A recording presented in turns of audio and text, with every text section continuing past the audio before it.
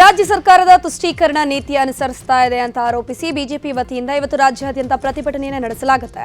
ಮೈಸೂರಿನಲ್ಲಿ ಬಿಜೆಪಿಯ ರಾಜ್ಯಾಧ್ಯಕ್ಷ ಬಿವೈ ವಿಜೇಂದ್ರ ನೇತೃತ್ವದಲ್ಲಿ ಗಾಂಧಿ ವೃತ್ತದ ಬಳಿ ಬೆಳಗ್ಗೆ 11 ಗಂಟೆಗೆ ಪ್ರತಿಭಟನೆ ನಡೆಯಲಿದೆ. ರಾಜ್ಯ ಪ್ರಧಾನ ಕಾರ್ಯದರ್ಶಿ ಪ್ರೀತಂ ಗೌಡ, ಹಿಂದುಳಿದ ವರ್ಗಗಳ ಮೋರ್ಚಾ ರಾಜ್ಯಾಧ್ಯಕ್ಷ ರಘು ಕೌಟಿಲ್ಯ ಭಾಗವಹಿಸುತ್ತಾರೆ. ಸರ್ದಾರ್ ವಲ್ಲಭಭಾಯಿ ಪಟೇಲ್ ವೃತ್ತದಿಂದ ಜಿಲ್ಲಾಧಿಕಾರಿ ಕಚೇರಿವರೆಗೆ ಬೃಹತ್ ಪ್ರತಿಭಟನಾ ಮೆರವಣಿಗೆ ನಡೆಯಲಿದೆ. ಸಂಸದ ಡಾಕ್ಟರ್ ಉಮೇಶ್ ಜಾಧವ್ ಸೇರಿದಂತೆ ಬಿಜೆಪಿಯ ಹಲವು ನಾಯಕರು ಭಾಗವಹಿಸಲಿದ್ದಾರೆ. ನೇಹಾ ಹಿರೇಮಠ್ ಭೀಕರ ಹತ್ಯೆಯನ್ನು ಅಂಜುಮಾನ್ ಸಂಸ್ಥೆ ಖಂಡಿಸಿದೆ. ಆರೋಪಿ ಪರ ಮುಸ್ಲಿಂ ವಕೀಲರು ವಾದ ಮಾಡೋದಿಲ್ಲ ಅಂತ ಹೇಳಿದ್ದಾರೆ. ಅಲ್ಲದೆ ನೇಹಾ ಹತ್ಯೆಯನ್ನು ಖಂಡಿಸಿ ಇವತ್ತು ಮುಸ್ಲಿಂ ಸಮುದಾಯ ಧಾರವಾಡದಲ್ಲಿ ಅರ್ಧ ದಿನ ಸ್ವಯಂ ಪ್ರೇರಿತ ಬಂದ್ಗೆ ಕರೆಯನ್ನು ಕೊಟ್ಟಿವೆ. ಅಂಜುಮನ್ ಸಂಸ್ಥೆಯಿಂದ ಜಿಲ್ಲಾಧಿಕಾರಿ ಕಚೇರಿವರೆಗೆ ಮೌನ ಮೆರವಣಿಗೆ ಮಾಡಲು ಮುಂದಾಗಿದ್ದಾರೆ. ಮುಸ್ಲಿಂ ಸಮುದಾಯದ ಅಂಗಡಿಗಳು ಸ್ವಯಂ ಪ್ರೇರಿತರಾಗಿ ಬಂದ್ ಮಾಡಲಿದ್ದಾರೆ. ನಿನ್ನೆ ಹುಬ್ಬಳ್ಳಿಗೆ ಭೇಟಿ ನೀಡಿದ ಬಿಜೆಪಿ ರಾಷ್ಟ್ರೀಯ ಅಧ್ಯಕ್ಷ ಜೆಪಿ ನಡ್ಡಾ ದೆಹಲಿಗೆ ವಾಪಸ್ಸಾಗಿದ್ದಾರೆ. ಹುಬ್ಬಳ್ಳಿಯ ಖಾಸಗಿ ಹೋಟೆಲ್ನಲ್ಲಿ ತಂಗಿದ್ದ ನಡ್ಡಾ ಇವತ್ತು ಬೆಳಗ್ಗೆ ದೆಹಲಿಗೆ ತೆರಳಿದರು. ನಿನ್ನೆ ನೇಹಾ ಮನೆಗೆ ನಡ್ಡಾ ಭೇಟಿ ಕೊಟ್ಟಿದ್ರು. ಸಂಜೆ ಧಾರವಾಡದ ಬಿಜೆಪಿ ನಾಯಕರ ಜೊತೆ ಸಭೆ ಮಾಡಿ ಜೋಶಿ ಗೆಲುವಿನ ಬಗ್ಗೆ ಚರ್ಚೆಯನ್ನು ಮಾಡಿದರು. ಇದೀಗ ರಾಜಕೀಯಕ್ಕೆ ಸಂಬಂಧಪಟ್ಟಂತಹ ಪ್ರಮುಖ ಸುದ್ದಿಗಳನ್ನು ನೋಡ್ತಾ ಹೋಗೋಣ. ಧಾರವಾಡ ಅಖಾಡದಿಂದ ದಿಂಗಾಲೇಶ್ವರ ಶ್ರೀ ಹಿಂದೆ ಸರಿಯೋ ಸಾಧ್ಯತೆ ಇದೆ. ಬಿಜೆಪಿ ನಾಯಕರಿಂದ ದಿಂಗಾಲೇಶ್ವರ ಶ್ರೀಗಳ ಮನವೊಲಿಕೆಯ ಸಕ್ಸಸ್ ಆಗಿದೆ ಅಂತ ಹೇಳಲಾಗ್ತಿದೆ. ನಿನ್ನೆ ನಡ್ಡಾ ಜೊತೆ ಇದೇ ವಿಚಾರವಾಗಿ ಚರ್ಚೆ ಆಗಿದೆ ಅಂತ ಹೇಳಲಾಗ್ತಿದೆ. ಹೀಗಾಗಿ ನಾಮಪತ್ರ ವಾಪಸ್ ಪಡೆಯಲು ಜೋಶಿಗೆ ಬೆಂಬಲ ನೀಡೋ ಬಗ್ಗೆ ದಿಂಗಾಲೇಶ್ವರ ಶ್ರೀ ನಿರ್ಧಾರವನ್ನ ಮಾಡಿದ್ದಾರೆ ಅಂತ ಹೇಳಲಾಗ್ತಿದೆ. ಡೇಂಜರ್ ಕಾಂಗ್ರೆಸ್ ಹೆಸರಲ್ಲಿ ಅಭಿಯಾನ ಶುರು ಮಾಡಿದೆ. ಕನ್ನಡಿಗರ ಶಾಂತಿ, ನೆಮ್ಮದಿ ಹಾಗೂ ಸಮೃದ್ಧಿಯನ್ನ ಹಾಳುಗೆಡವಲು ಕಾಂಗ್ರೆಸ್ ಬಂದಿದೆ. ಕಾಂಗ್ರೆಸ್ ಅಂದ್ರೆ ಡೇಂಜರ್, ಇವರಿಂದ ಎಚ್ಚರ ಎಚ್ಚರ ಎಚ್ಚರ ಅಂತ ಅಭಿಯಾನ ಶುರು ಮಾಡಿದೆ. ದಲಿತರ ಕಲ್ಯಾಣಕ್ಕಾಗೇ ಮೀಸಲಾಗಿದ್ದ ಹಣ ಅನ್ಯರ ಪಾಲಾಗಬೇಕಾ? ಆಟೋದಲ್ಲಿ ಹೋದ ಪ್ರಯಾಣಿಕರು ಕುಕ್ಕರ್ ಬಾಂಬ್ ಬ್ಲಾಸ್ಟ್ಗೆ ಬಲಿಯಾಗಬೇಕಾ? ಕೆಜೆಹಳ್ಳಿ ಡಿಜೆಹಳ್ಳಿ ಗಲಭೆಕೋರರನ್ನ ಓಲೈಸುವವರು ಬೇಕಾ? ಕಾಲೇಜಿಗೆ ಹೋದ ಹೆಣ್ಣುಮಗಳು ಲವ್ ಜಿಹಾದ್ಗೆ ಬಲಿಯಾಗಬೇಕಾ ಅಂತ ಸಾಲು ಸಾಲು ಪ್ರಶ್ನೆ ಮಾಡಿದೆ ಬಿಜೆಪಿ. ಕೇಂದ್ರ ಸರ್ಕಾರ ರಾಜ್ಯದ ಜನರಿಗೆ ಚೊಂಬು ನೀಡಿದೆ ಅಂತ ಜಾಹೀರಾತು ವಿಚಾರಕ್ಕೆ ಯಾದಗಿರಿಯಲ್ಲಿ ಸಚಿವ ಶರಣಪ್ಪ ದರ್ಶನಾಪುರ ರಿಯಾಕ್ಷನ್ ಮಾಡಿದ್ದಾರೆ. ಕೇಂದ್ರ ಸರ್ಕಾರ ಜನರಿಗೆ ಯಾವ್ಯಾವ ವಾಗ್ದಾನ ಮಾಡಿತ್ತು ಅದೆಲ್ಲವನ್ನ ಜಾರಿಯಾಗಿಲ್ಲ. ಅದಕ್ಕಾಗಿ ಬಿಜೆಪಿಯವರು ಜನರಿಗೆ ಖಾಲಿ ಚೊಂಬೆಯನ್ನ ತೋರಿಸಿದ್ದಾರೆ. ಜನರಿಗೆ ಮೋಸ ಮಾಡುವಂತಹ ಕೆಲಸವಾಗಿದೆ. ಚುನಾವಣೆಯಲ್ಲಿ ಜನ ಬಿಜೆಪಿಗೆ ತಕ್ಕ ಪಾಠವನ್ನ ಕಲಿಸ್ತಾರೆ ಅಂತ ಹೇಳಿದ್ರು.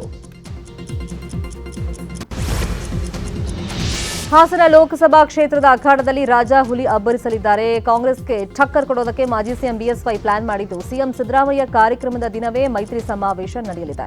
ಕಡೂರಿನಲ್ಲಿ ಮಧ್ಯಾಹ್ನ ಕಾಂಗ್ರೆಸ್ನ ಪ್ರಜಾಧ್ವನಿ 2 ಸಮಾವೇಶ ನಡೆಯಲಿದ್ದು, ಸಿಎಂ ಕಾರ್ಯಕ್ರಮಕ್ಕೂ ಮುನ್ನ ಯಡಿಯೂರಪ್ಪ ಅಬ್ಬರಿಸಲಿದ್ದಾರೆ. ಹಾಸನ ಲೋಕಸಭಾ ಕ್ಷೇತ್ರದ ವ್ಯಾಪ್ತಿಗೆ ಬರುವಂತ ಕಡೂರು ವಿಧಾನಸಭಾ ಕ್ಷೇತ್ರದಲ್ಲಿ ಮೈತ್ರಿ ಅಭ್ಯರ್ಥಿ ಪ್ರಜ್ವಲ್ ರೇವಣ್ಣ ಪರ ಬಿಎಸ್ವೈ ಪ್ರಚಾರವನ್ನು ನಡೆಸಲಿದ್ದಾರೆ. ಬೀರೂರಿನಲ್ಲಿ ನಡೆಯುವಂತಹ ಸಮಾವೇಶದಲ್ಲಿ ಎಚ್ಡಿಡಿ ಬಿಎಸ್ವೈ ಪಾಲ್ಗೊಳ್ಳಲಿದ್ದಾರೆ. ಮೊಮ್ಮಗನ ಪರ ದೇವೇಗೌಡರು ಮತಯಾಚಿಸಲಿದ್ದಾರೆ. ಮಾಜಿ ಸಚಿವ ಸಿಟಿ ರವಿ, ವೈಎಸ್ವಿ ದತ್ತ, ಬೆಳ್ಳಿ ಪ್ರಕಾಶ್ ಸೇರಿದಂತೆ ಹಲವರು ಸಾಥ್ ನೀಡಲಿದ್ದಾರೆ. ಕೋಲಾರದಲ್ಲಿ ಜೆಡಿಎಸ್ ಪಕ್ಷದ ಮೈತ್ರಿ ಅಭ್ಯರ್ಥಿ ಮಲ್ಲೇಶ್ ಬಾಬು ಪರವಾಗಿ ಮಾಜಿ ಸಿಎಂ ಎಚ್ಡಿ ಕುಮಾರಸ್ವಾಮಿ ಹಾಗೂ ಬಿಜೆಪಿಯ ರಾಜ್ಯಾಧ್ಯಕ್ಷ ಬಿವೈ ವಿಜೇಂದ್ರ ರೋಡ್ ಶೋ ಹಾಗೂ ಬಹಿರಂಗ ಸಭೆಯನ್ನು ಹಮ್ಮಿಕೊಂಡಿದ್ದಾರೆ.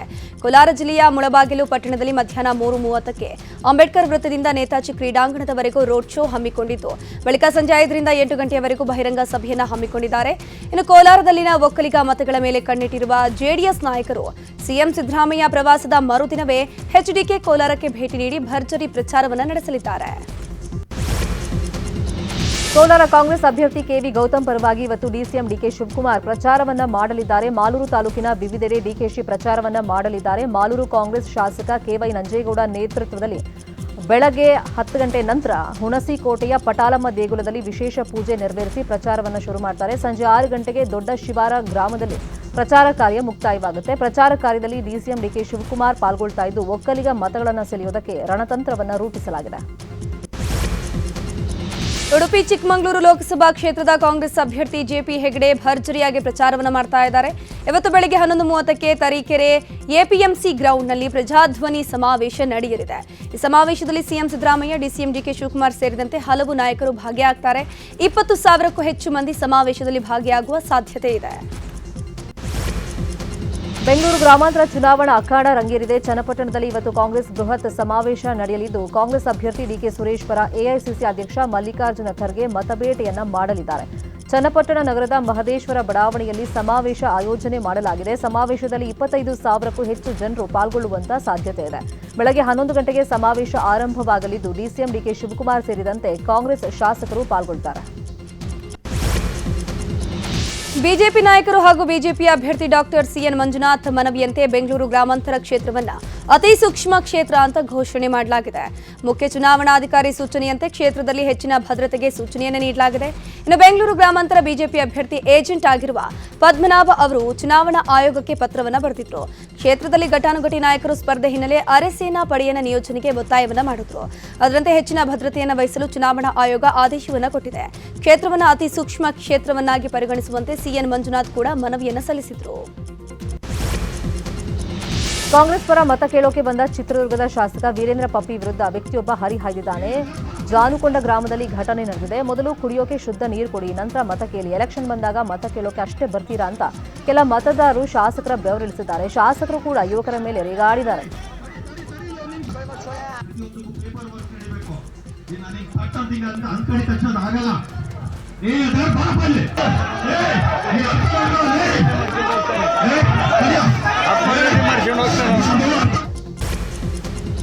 ಬಿಜೆಪಿ ನಾಯಕರಿಗೆ ಬಿಜೆಪಿ ರಾಷ್ಟ್ರೀಯ ಅಧ್ಯಕ್ಷ ಜೆಪಿ ನಡ್ಡಾ ಖಡಕ್ ಎಚ್ಚರಿಕೆ ಕೊಟ್ಟಿದ್ದಾರೆ. ಹುಬ್ಬಳ್ಳಿಯ ಖಾಸಗಿ ಹೋಟೆಲ್ನಲ್ಲಿ ಕೋರ್ ಕಮಿಟಿ ಸಭೆ ನಡೆಯಿತು. ಸಭೆಯಲ್ಲಿ ಬಿಜೆಪಿ ಮುಖಂಡರಿಗೆ ಓವರ್ ಕಾನ್ಫಿಡೆನ್ಸ್ ಬೇಡ, ಎಚ್ಚರಿಕೆಯಿಂದ ಚುನಾವಣೆ ಎದುರಿಸಿ ಅಂತ ನಡ್ಡಾ ಎಚ್ಚರಿಕೆ ಕೊಟ್ಟಿದ್ದಾರೆ. ಸಭೆ ಬಳಿಕ ಶಾಸಕ ಅರವಿಂದ್ ಬೆಲ್ಲದ್ ಮಾತನಾಡಿ, ಕಾಂಗ್ರೆಸ್ ಪಕ್ಷ ಸುಳ್ಳು ಸುದ್ದಿಯನ್ನು ಹಬ್ಬಿಸ್ತಾ ಇದೆ, ಅದನ್ನ ಜನರಿಗೆ ಮನವರಿಕೆ ಮಾಡಬೇಕು ಅಂದ್ರು.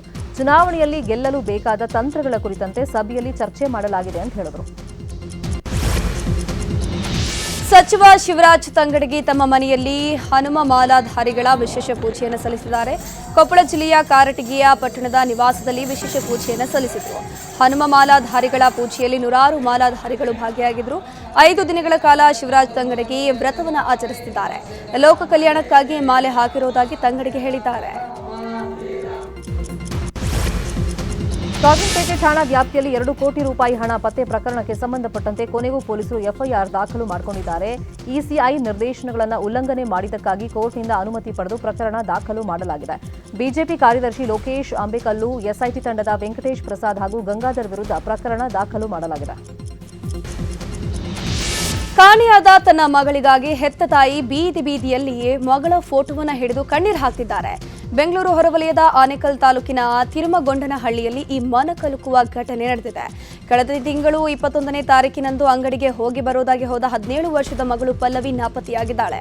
ತಂದೆಯನ್ನ ಕಳೆದುಕೊಂಡಿದ್ದ ಮಕ್ಕಳನ್ನ ಶಿವಮ್ಮ ಕೂಲಿ ಮಾಡಿ ಸಾಕ್ತಾ ಇದ್ರು. ಸದ್ಯ ಕಾಣೆಯಾದ ಮಗಳಿಗಾಗಿ ತಾಯಿ ಶಿವಮ್ಮ ಹುಡುಕಾಟವನ್ನು ಮುಂದುವರೆಸಿದ್ದಾರೆ.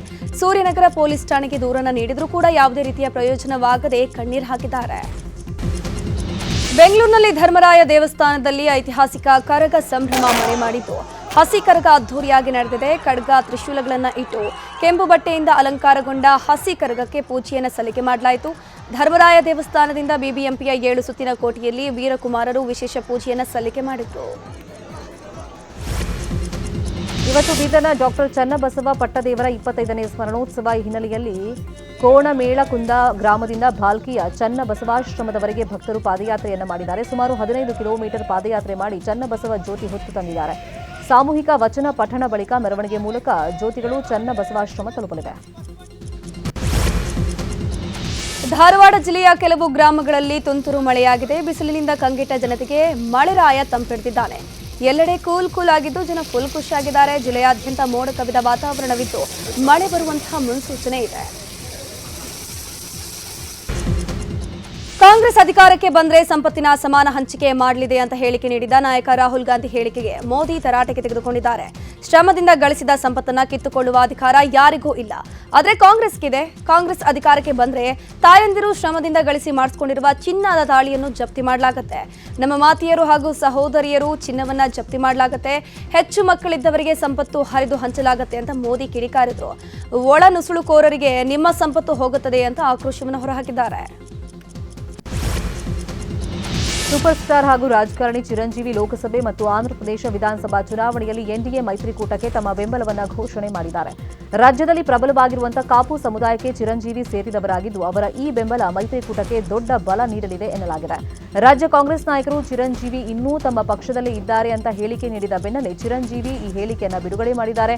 ಆಂಧ್ರಪ್ರದೇಶದ ಅಭಿವೃದ್ಧಿಗಾಗಿ ಎನ್ಡಿಎ ಅಭ್ಯರ್ಥಿಗಳಿಗೆ ಅದರಲ್ಲೂ ವಿಶೇಷವಾಗಿ ತನ್ನ ಆಪ್ತರಾದ ಬಿಜೆಪಿ ಅಭ್ಯರ್ಥಿ ಸಿಎಂ ರಮೇಶ್ ಹಾಗೆಯೇ ಜನಸೇನಾ ಅಭ್ಯರ್ಥಿ ಪಿ ರಮೇಶ್ ಬಾಬುಗೆ ಮತ ಹಾಕಿ ಅಂತ ಮನವಿ ಮಾಡಿದ್ದಾರೆ.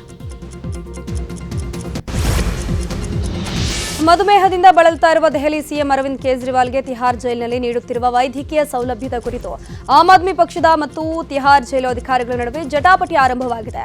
ಜೈಲಿನಲ್ಲಿ ಕೇಜ್ರಿವಾಲ್ಗೆ ಇನ್ಸುಲಿನ್ ಮತ್ತು ವೈದ್ಯರ ಭೇಟಿಗೆ ಅವಕಾಶ ನೀಡ್ತಾ ಇಲ್ಲ ಅಂತ ಆರೋಪಿಸಿದ ಆಪ್ ನಾಯಕರು ಇದೀಗ ತಮ್ಮ ವಾಗ್ದಾಳಿಯನ್ನು ಮುಂದುವರೆಸಿದ್ದಾರೆ.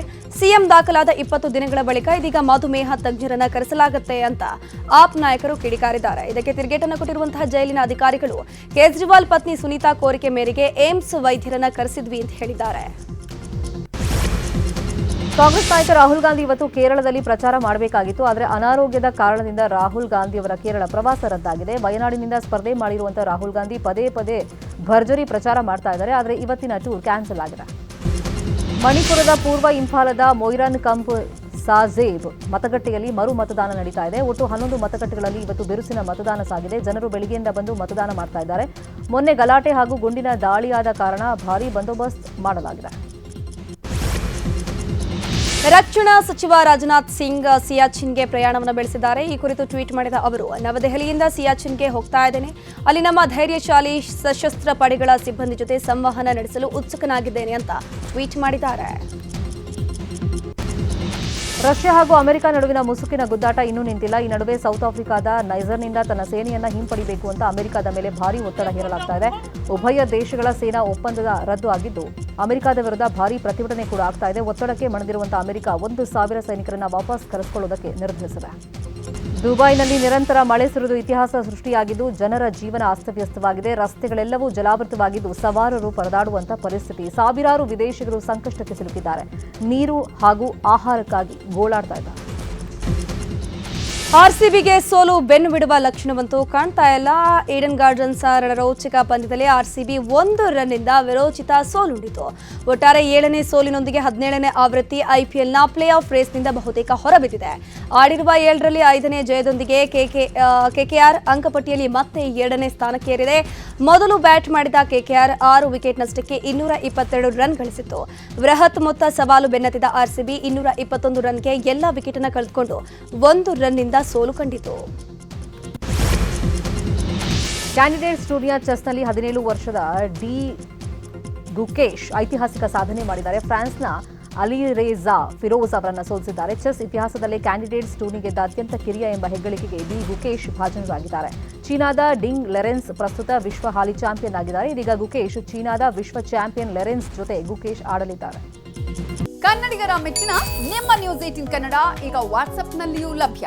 ಕರ್ನಾಟಕ ಮತ್ತು ದೇಶ ವಿದೇಶದ 360 ಡಿಗ್ರಿ ಸುದ್ದಿ ವಿವರವನ್ನ ನೀವು ನಿಮ್ಮ ಕೈ ಬೆರಳುಗಳಲ್ಲಿಯೇ ಪಡೆಯೋದಿಕ್ಕೆ ಈ QR ಕೋಡ್ ಅನ್ನ ಸ್ಕ್ಯಾನ್ ಮಾಡಿ. ನಮ್ಮ ಚಾನೆಲ್ ಅನ್ನ ಫಾಲೋ ಮಾಡಿ, ನೋಟಿಫಿಕೇಶನ್ ಆನ್ ಮಾಡಿ.